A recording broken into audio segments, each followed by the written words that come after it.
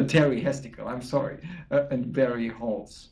Those are the most funny names for me. See, There are other funny names, but this one is just awesome. I mean, especially for tournaments and like that. I was looking at Barry Hesticle. I mean, Colossus going Battlecruiser was a pretty good troll. Yeah, also, yeah. But I think I like Barry Halls slightly more than Harry than Barry Hesticle No, because not Barry, it's Terry Hesticle. Terry Hesticle, yeah. Because Barry Halls sounds like it could actually be a name, right? It almost sounds like a like a Konami character, right? Like something from Resident Evil, like Barry. You know, he sounds like someone who would die to zombies, but he sounds like, it could be a person. Like Peter Innes. Yeah, yeah. Like that sounds like a one of the creators of The Simpsons, or something. Creator of The Simpsons. Who is the creator of The Simpsons? I know his name. It's Matt Groening. I was actually, I think maybe. Matt Groening, yeah. What's the composer? I don't know what the composer. I just know Matt Groening. Oh, Alf Clausen. I guess I was confused.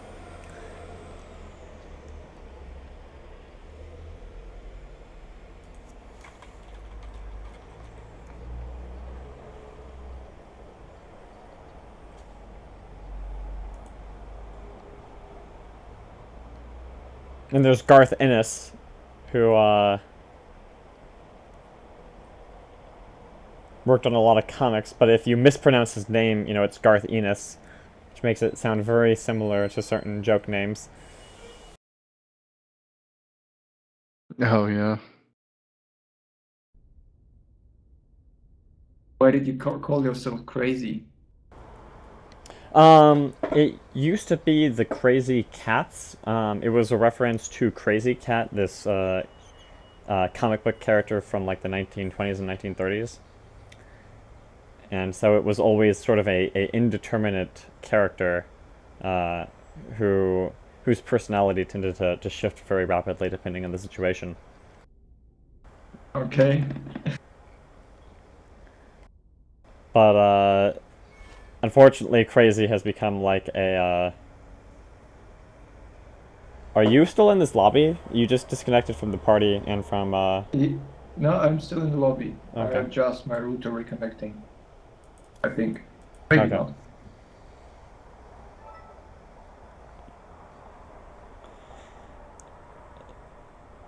But yeah, unfortunately, it's a really popular name among like Koreans. So, and I think just on the internet, like having the K replace the C has become really pastiche, unfortunately.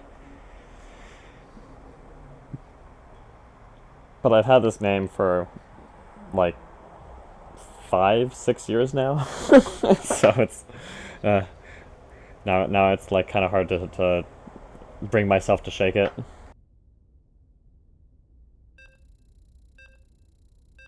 Crazy, I didn't know you were a big ladder guy. 3 times on diamonds, pretty good. Yeah, from years ago. Well, I mean, I've started playing again just a little bit with while getting carried by Luminous, the creator of this tower defense map. And I was like, oh, hey, I didn't know you person who plays tower defenses was also Master League melee player. And he's like, yeah. And so I'm like, hey, would you carry me through some placement matches? And he was like, yes. And so then he carried me through placement matches, and it was kind of a lot of fun. Oh, nice. But he is. I only made it to Platinum 1 season. That's the best I could do, and then I quit. Yeah, it was a lot easier to get to, like, I got to Masters League 4 vs 4 back in, like, Wings of Liberty or something like that, where you could just cheese with photon cannons and 4 vs 4s and basically win, like, 60% of matches.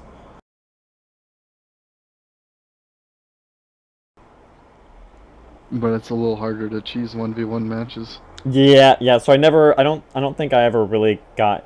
I'm not sure if I ever got into Masters in 1v1. I got really good at the 14 out of 12 supply drone rush.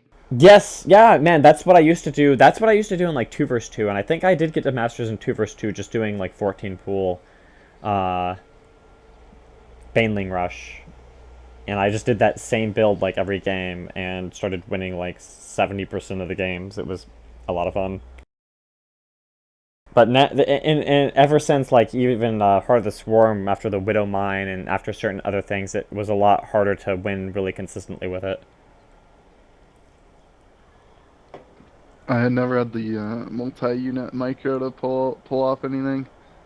And after like a few games, I'd be like hard sweating, like trying to keep up with players that were better than me. Well, I mean, yeah, like after playing with Luminous, he's like, okay, in Legacy of the Void, you basically have to go macro, and I'm like, but I never did macro. I was a one base Zerg player, and that's how I got Masters 2 versus 2, and now you're asking me to macro? Yeah, it's pretty tough.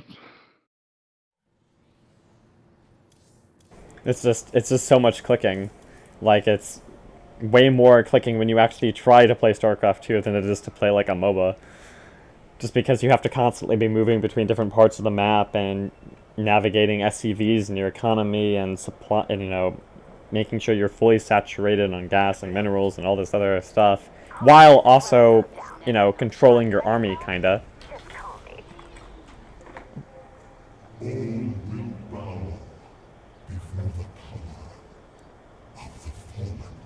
Yeah, so I think this is basically one of the best combinations of heroes. Because Overmind, I think, has the best passive, and Skeebies has the best army active, and Nova is just the best hero, or the best commander. Do you guys want to go Protoss this time, just so we can finally have a game where FastForward doesn't win with a... Marines. We can go Protoss, okay? Oh, Zealots. Zealots and then Annihilators, maybe? Yep, that's basically the core of Protoss.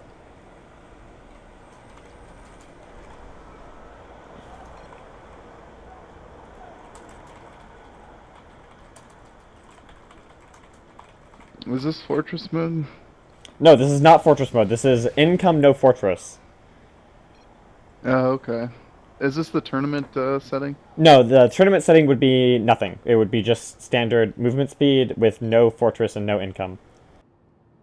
Oh, that's interesting. How do those usually play out? Do people usually get Zerglings or something early on? No. What the winner for the tournament went was you just have to go a dedicated race. It's just like 3 vs 3 in that respect, really, if you want to win consistently, which is that They you went Ghosts or something. Yeah, I grabbed an observer. Don't worry about it. You just basically, I think it was a dedicated Zerg build in the Heart of the Swarm black and white tournament, where Imba was basically just going, Hydralisks plus Vipers plus other stuff, and was kind of steamrolling these mixed builds, because once, you get a race to 3-3, they can and really roll through units. I never thought Hydras were that good, but maybe I'll have to take another look at them. Well, you have to bear in mind that it's how you use them, and it's also with the upgrade. So the appeal of the Hydras here is that they have their upgrade lets them ignore 50% of the target armor, and so that scales really, really well regardless of game type. And it also means that you're penetrating the 4 armor of the missile turrets really well in comparison to like a Marine. Now, So he played pretty aggressively then? yeah, basically that's his whole philosophy, is that he thinks that, kind of the meta in a lot of casual matches was that people would go Swan income, try to just let the tower tank, until you had an income advantage, and then respond to the enemy wave. And he's like, no, you can't do that. You have to actually maintain aggression and just have a good enough wave that you're going to beat what they try to counter your wave with. We should probably get some, Anti-air. yeah.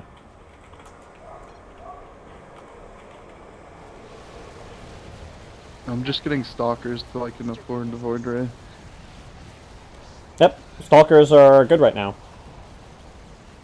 The instigators or the regular stalker? Stalker. Instigator Blink is still broken, so Instigators are basically garbage, so it's really a choice between Stalkers and Dragoons in my mind. Oh, okay. I did not know that. Yeah, I don't think a lot of people actually know that the Instigator Blink is broken. It's not that it's broken, it's that it doesn't auto-cast, so you have to manually cast it, and I'm way too lazy to manually cast Instigators every wave.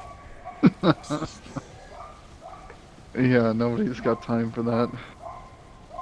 Well, I mean, you know, if we get into a laggy game, which happens fairly frequently, you just can't. It actually won't let me click on them anyways. Oh no, we don't have the Blink upgrade yet. Oh. We do still need to actually buy the Blink. So what upgrades are worth it? Do we already have the Zealot upgrade? Yeah, we don't need the Zealot upgrade right now because they don't have any ground units. But we could get the Stalker upgrade because that would actually help our wave quite a bit.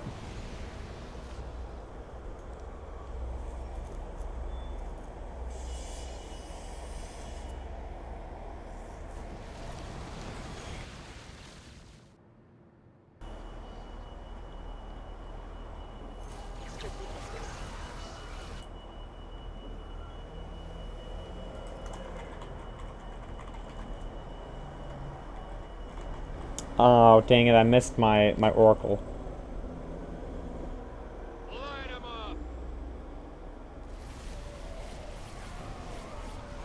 Oh, that was a waste. Oh, they get this Arbiter. You know, people keep getting Arbiters, and I don't know why they think Arbiters are good. I got Arbiters once, and I was like, this unit is garbage, and never got them again. I mean, I guess they might be more cost-efficient, kinda, than Artanis, but they have a much lower cloak radius, and they all stack on top of each other, so if you're just gonna get one, I guess it's kind of okay. I mean, let me look at this. I never really liked it either. Arbiter is 400 life for 1,000 minerals, you know, versus Artanis, which is going to be 2,000 life for 2,000 minerals. So basically, every one Artanis is an HP, you know, basically like 5 Arbiters. So I mean, are you going to ever get more than one Arbiter? I mean, basically, as soon as you get more than one, it's just huge diminishing returns, because the ability is, as far as I can tell, garbage. Like, maybe there's a use for it. I don't know what that use is quite yet. So it's kind of like a noob trap unit. Yeah. The majority of the time. The Havoc's real nice though. I didn't realize that thing was so powerful. Yeah, it's really great. The only problem with it right now is that it lags the game if you get more than, like, 4. So just get like 2. Yeah, get like 1 or 2. You really, I mean, after 1, you're getting diminishing returns. So I would say get 1, and then that's it. What if you get Carrier? Yeah, Carrier's fine here.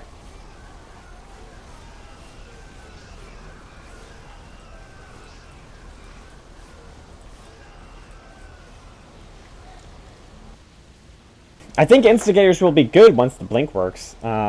But the only problem is that I think the Blink AI has them blinking backward, and what you actually want is for Instigators to blink forward, maybe.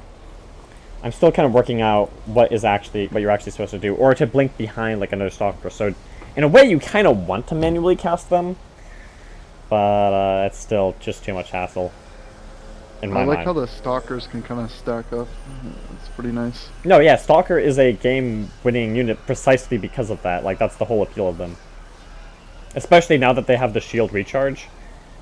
Like, before they were kind of eh.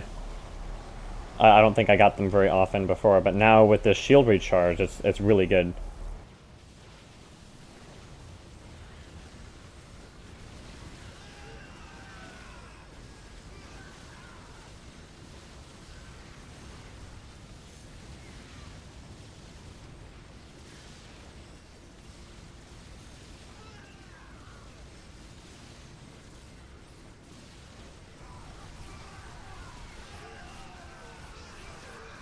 I don't think Void Rays were a bad call. If you want to get like up to 5 with them, and then get one more, and then get the upgrade, and then later on I can grab a Mohander.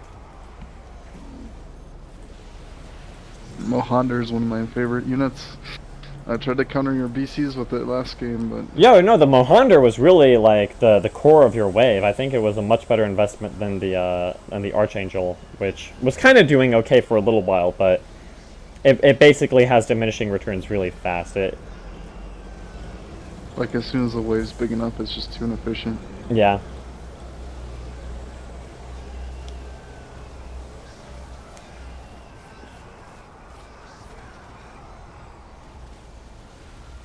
What you really needed last game was some Vipers.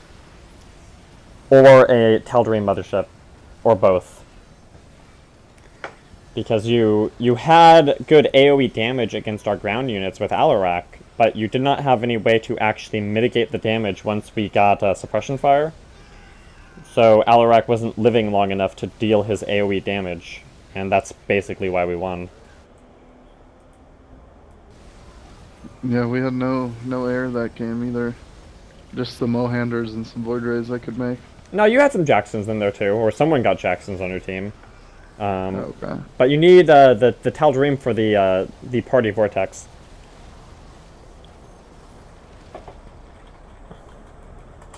Is there really a better vortex than the Purifier and Artanis? No, Purifier doesn't really have a good vortex. It's really all about the Tal'Darim mothership's vortex. The appeal of the Purifier is the tankiness of it. It's basically an air tank. Yeah, the Hardened Shield. Yeah, and then it goes in and it blinks in, and then it uses the Planet Cracker. It doesn't really use the vortex that often. You blink in with Planet Cracker on top of the enemy army, and basically just destroy all the cheap units. I think I'll get some Phoenix for those. Banshees. I think, yeah, I would say maybe Void Ray, but Phoenix could also help a little bit. Oh, the Destroyer maybe? Or even just normal Void Ray, I mean. Regular. Either way. Well, I do like my Void Rays. Buzz. Oh, they're getting, Vanguards.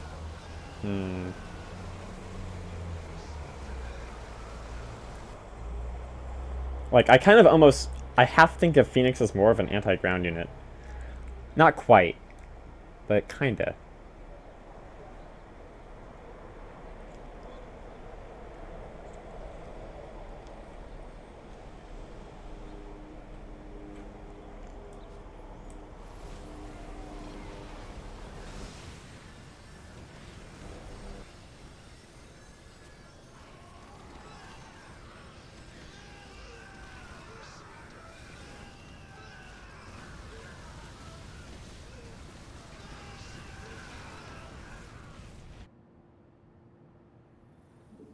Strictly business.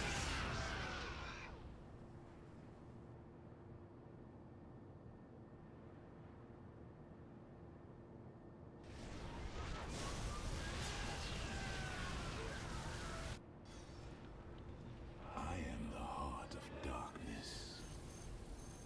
Nova here.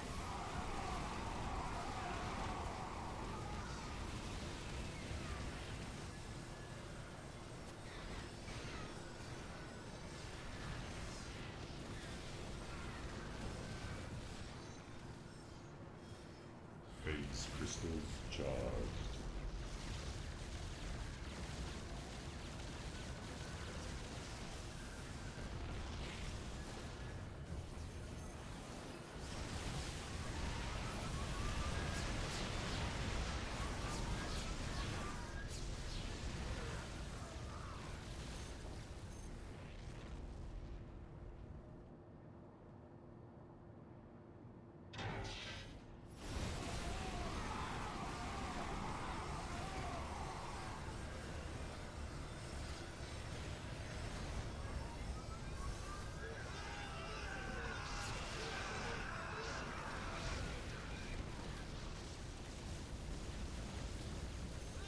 Nova here.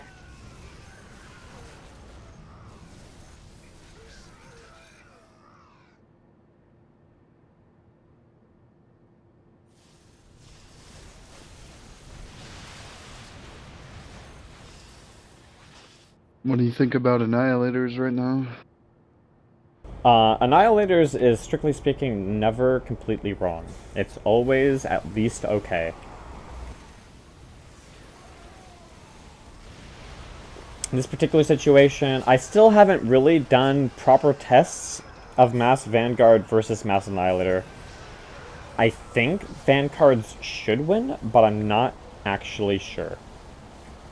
Annihilators do a good job countering heroes, though, as well. Yes, they do. Which is kind of broken because you kind of get heroes to kill mass units. I mean, some heroes right now are basically cheese. Like, Zeal Tannis is a unit where you either win the game immediately, or they don't know the counter and you win. But if they know the counter, then he dies really fast and doesn't do very much. You're talking about like Uran and Tychus. And mostly Tychus.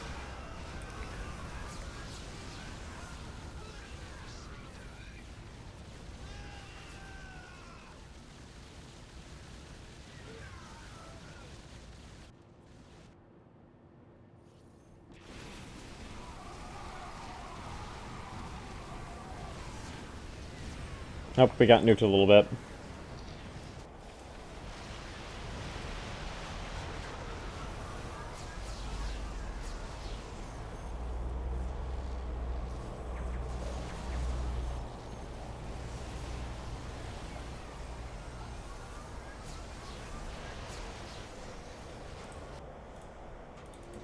Upgrade complete.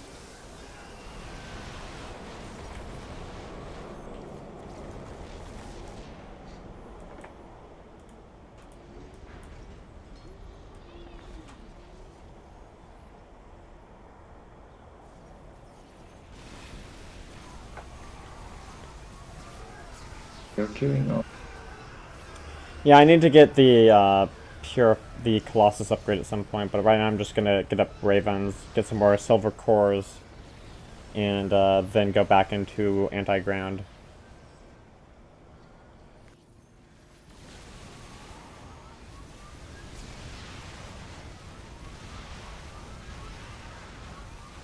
Research complete.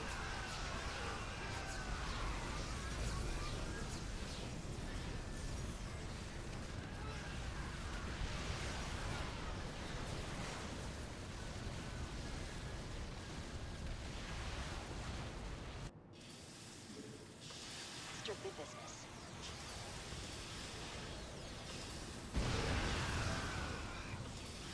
I have about 3,000 right now. What should I buy?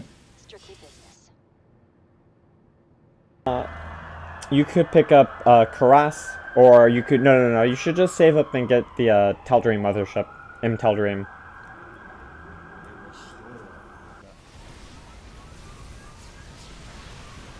Okay, here. I bought it. Great. Now we shall be unstoppable. How's my Russian accent? Is it real good? Convincing? Yeah? No? No? Yes, of course. Yes, of course. Strictly business.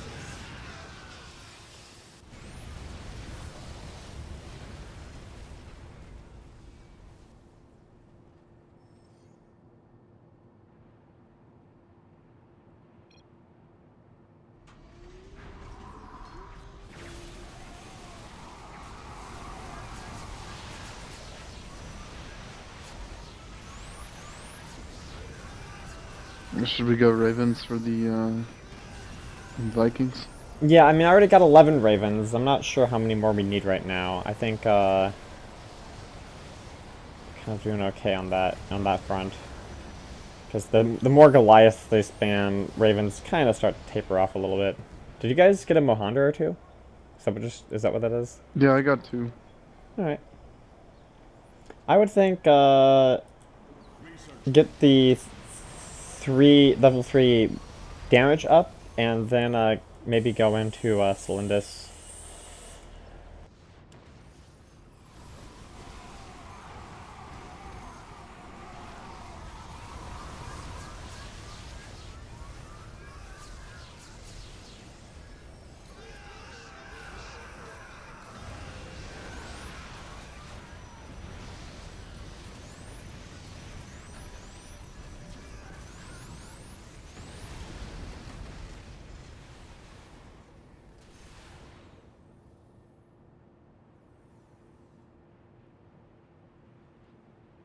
I will feast upon your flesh.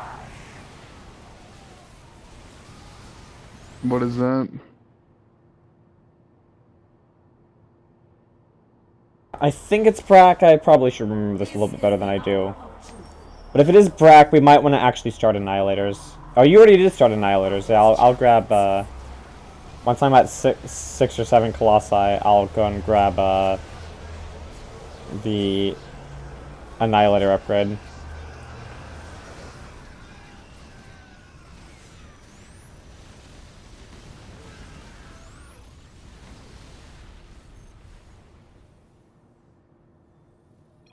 Seems like these guys are pretty good.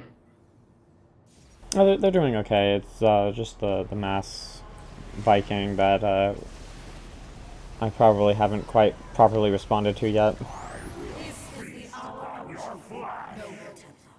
Yep, that's a Brack.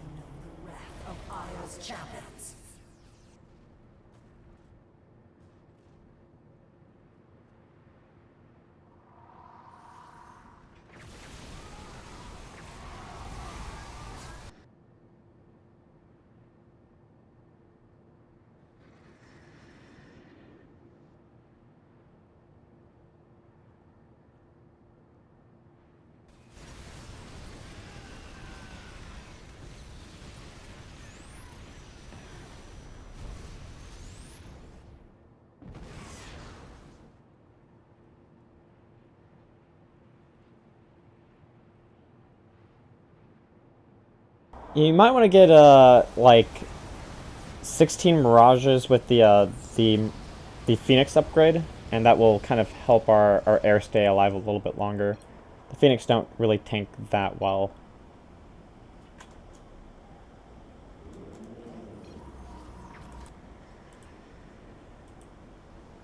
I will not abandon.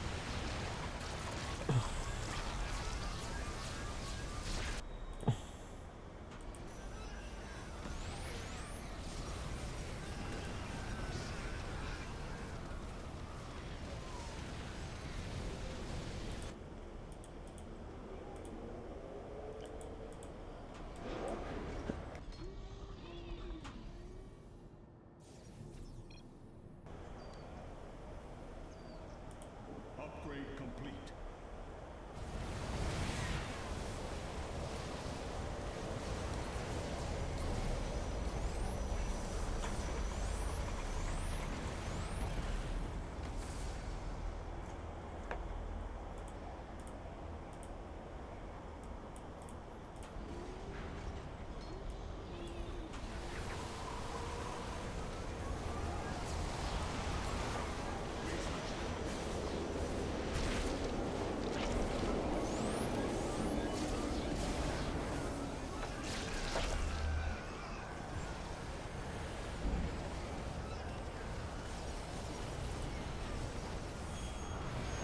Those Vikings are doing work. Yeah, they're really strong. I'm trying to decide how we want to respond to it. There's a couple options. Actually, maybe Alarak is the solution here, if we want to stay Protoss. Generally, you know, you could say for Hyperion, or you could get your own Vikings, or you could get Carrion, but that would all mean breaking race theme. I want to have my thematic win, damn it.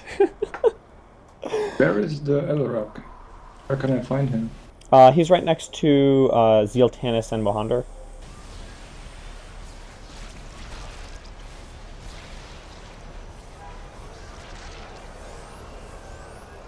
White treasure, but we don't have a rock.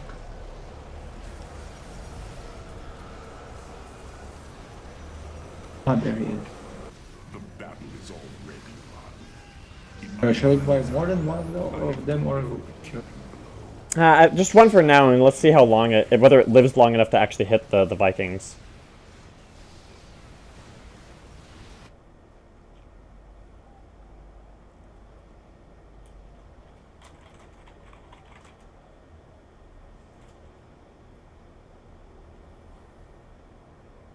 And what does the auto list do? That lets you see what all of your allies and yourself are buying. Strictly business. Wow, they have like no detection. It wouldn't help a ton, but we can actually go double Artanis, normal Artanis, not Zealtanis. So I'll get one, and then does someone else want to get the second Artanis? I was gonna get a Purifier here in a couple rounds. Oh yeah, you go for your that Purifier, and then fast forward. Would you want to get an Artanis with me? okay, yeah, I could buy not just one of them. Yeah, just one. That's all. That's all. I have right now 7,900, like 8,000. I was saving up for. Oh yeah. If you're saving up for something, then what are you gonna get? What should I get? Maybe damage ups and try to win. What do you think? Well, he's at They all have damage ups. I have 9.5k now. What shall I get? Tell me. 10k. Yeah, we're probably gonna break our race theme here. You could. Let me see. A 10k, honestly, in this situation, the option is either to get Hyperion now or to save up even more and get Legacy of the Void Kerrigan. And Even more legacy. yeah, I would just go for Kerrigan, and that's pretty much a win.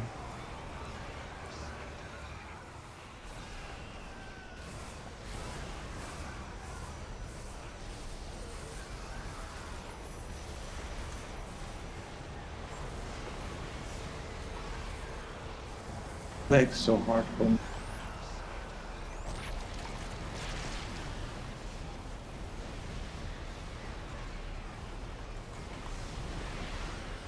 And we have enough heroes now that, Kurtis, could you go ahead and just start working on life crystals? Sure.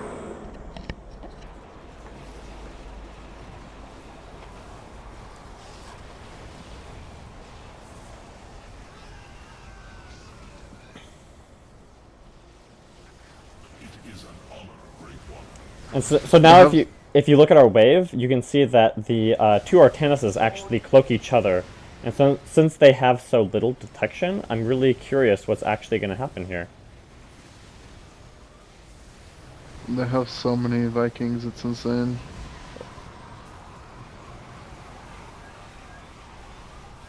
But if you look, like, sometimes their Vikings are almost just like flying past our army and just going into death. Because they only are shooting the Colossi that are walking in front of the air. They actually can't even target our Artanis because their detection is so poor.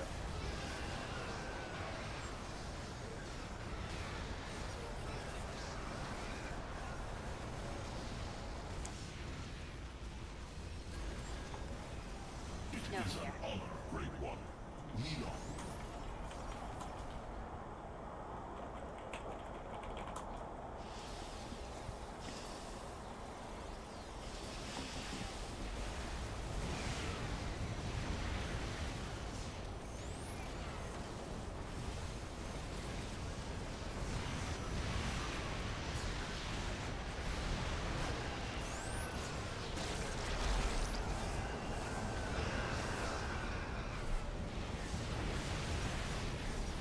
You have never faced anything like me. Was that,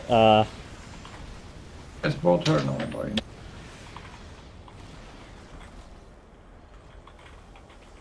No, or wait, let's see.